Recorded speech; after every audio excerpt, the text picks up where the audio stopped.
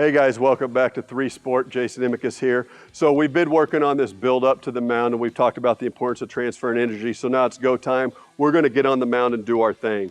Okay, so my man Brock is going to throw a few pitches for us, kind of working on some of the things we've done.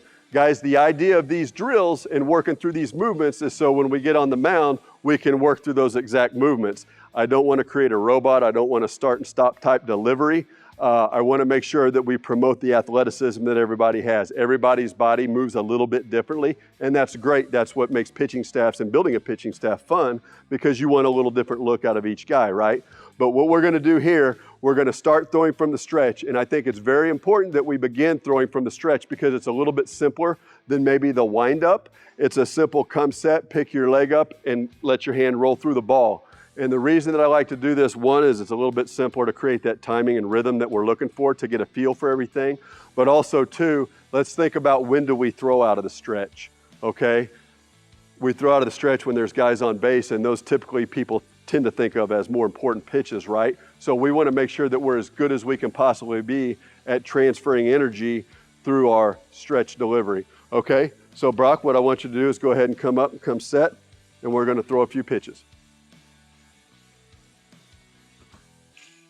Very good. One thing with Brock that I like is he really is aggressive down through the mound. But again, we talk about buying time, or this idea of our body buying time, our front side, to make sure that our arm's in a good throwing position.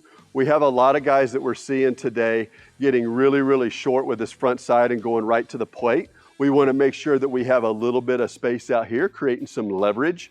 Okay, again, we talk about creating hand path with the ball. We want to get out here a little bit, and we don't want to go straight to the catcher, and we don't want to go straight out and lose leverage like we talked about in our earlier video. We lose leverage.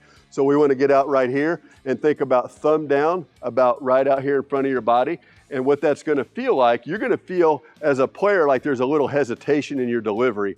What is actually happening is your body has time to transfer this energy through our system to get this going, because what happens is when we're short, we get right here, we tend to dump, and again, as we get older, our breaking pitches don't work like we want them to, and the ball's always going to do what we ask, like we mentioned.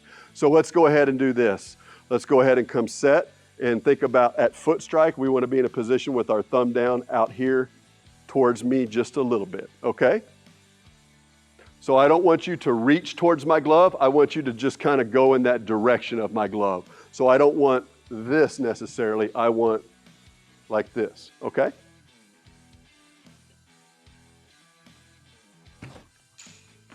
Very nice. Let's see that again. So again, by doing this, we're creating rotation to extension. Very nice. Now you'll notice those last two pitches had a little bit more of that oomph on the end of it, and he was able to actually kind of close down, and then you see this really aggressive backside coming through. There was a day and a time, even when I played and when I first started coaching, that we wanted to end it up in that good fielding position for a bunt. Now it's all about getting as much energy going through our hand as we can, okay? So we see guys on TV that basically throw and do a backflip or whatever they do. So the problem that we have as a player and with guys we work with is they still have the ball in the hand when they go to make that turn. So again, when we talk about buying time, we want to make sure that we're here and we're staying in our lane, in our hallway that we talked about, through extension, through ball release, and then you can do whatever you need to do after. But those last two throws, that good strong finish and that aggression that we saw at the end of it, that kind of violent finish, if you will, is something that we didn't see in the previous throws when he was kind of in robot mode going right to the target. Brock, fantastic job on that one. Thank you.